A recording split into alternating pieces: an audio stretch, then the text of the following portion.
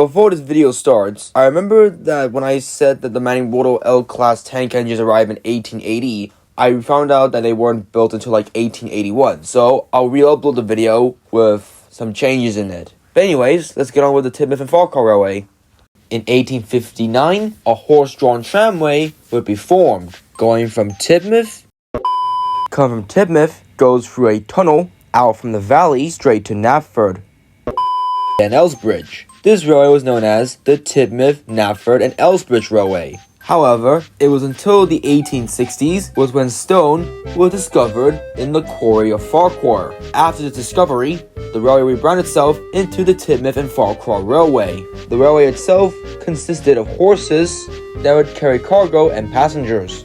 In the beginning of 1870, the technology of steam would be discovered and the railway would retire its horses. The railway would then construct several tram engines. These trams were known as Gerald Kellen, Horace, Donk, Clank, two famous members of the class, number 5 and 6, Flora Pariah, and Tobias Pariah. All were built by a young gentleman known as Edward Topham Hatt, the current chief mechanical engineer for the Tidmouth and Farquhar Railway.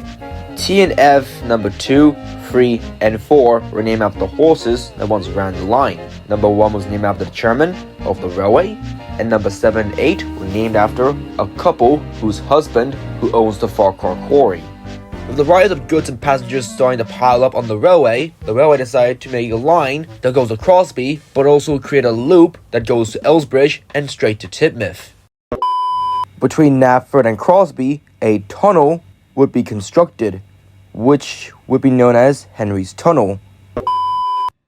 The numbers of the passengers started to become more and more, so an express service was to run from Tidmouth down to Crosby, then to Elsbridge, and then back to Tidmouth, running in circles.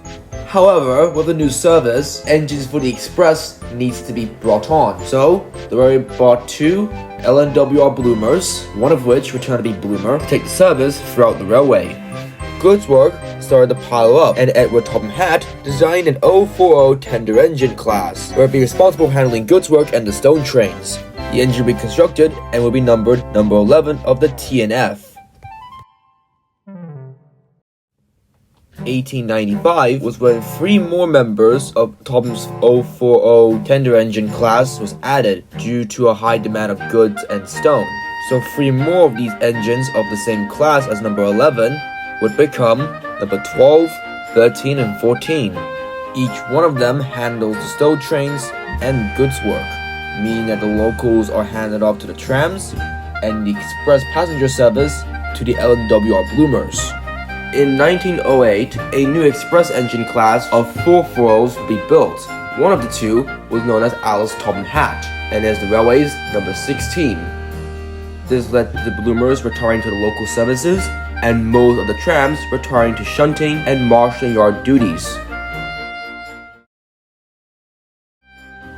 In 1914, World War I has officially begun, and the railway will be pushed to their limits. The railway would construct 2 060 saddle tank engines to handle the shunting of goods and troop trains at both the Knapford and Tidmouth harbors. In 1917, a new class of locomotives from the SESR, known as the N-Class Moguls, would be built, rolling up Astor's works. With many kits of these classes being ordered by the government, the TNF ordered 2 of these kits of the N-Class, constructing them at Tidmouth. These TNF-built N-Class locomotives will become the railway's number 19 and 20. In 1918, 2 months later, the Tidmouth and Farquhar Railway, along with the Wells and Sodor and Sodor Mainland, were merged into one company, the Northwestern Railway.